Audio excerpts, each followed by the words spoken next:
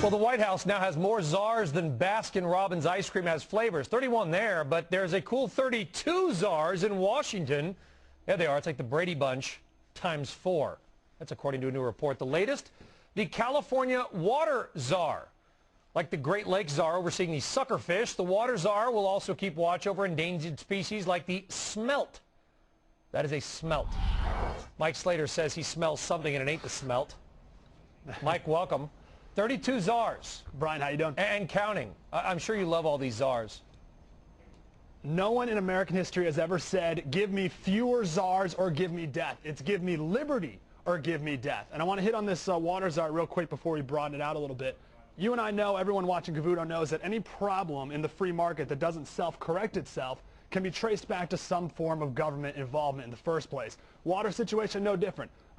Classic tragedy, a common situation, no private property rights, already managed by a huge government bureaucracy to begin with. You have the EPA on top of that, government water subsidies on top of that, and it's important to establish that so we know how to move forward. And clearly a situation with so much government meddling, the only solution is to introduce some free market principles, not more of the disease. But it's political genius. It's just not going to work. A new czar. Government creates the problem, then it solves its own problem and looks like a hero. It's not how it works, Brian. It never does. I want a quote from Thomas Jefferson. We talked about this on the radio show this morning.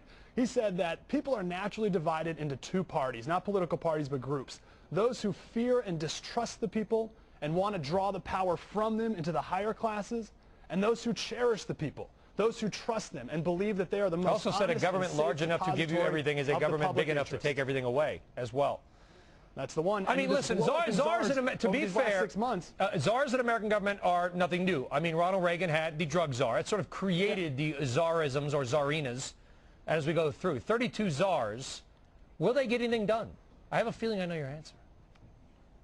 No, they definitely won't. They never will because they don't know anything. They're just bringing more bureaucrats together, more to the table. And this weekend, we just celebrated 56 men who signed the Declaration of Independence, which freed themselves and the minds of men everywhere for all time from czars. And what are we doing now? Clearly, this proves we are so far away from our nation's founding intent, which is limited government and individual rights, into these failed philosophies of civilizations for the past thousands of years. That's right. Yeah, and Jefferson, much more of a federalist than anything else. And we were just talking about it earlier. With all this government overseeing, whatever happened to federalism? Whatever happened to states being able to, in large part, determine their own future so people could choose, hey, I don't like this state, I'll move to another. A lot of the states starting to look very much the same when it comes to laws and regulations. So many of these issues come back to lack of accountability. We have to stop outsourcing our sovereignty to Washington. And let's talk about this czar in particular. Who elected him? I've never voted for one of these czars before. No one's in control of him. So if he does a terrible job, which it probably will, they'll just blame global warming and he'll still be in power, whatever that means. And even if he does a great job, we can't thank him. I'm looking out for his best interests. No one elected these people. But you know what? I have a good idea. Put that czar chart back up. I don't know if you can see it, Mike. We're going to have a game. We're going to patent this. We're going to make millions. We're going to have a kids' memory game. We're going to have all these different boards with the different czars. We're going to flip them over and see if we can get them right. How about that? But then, you know what? We'll make millions, then we'll get taxed on it. So never mind.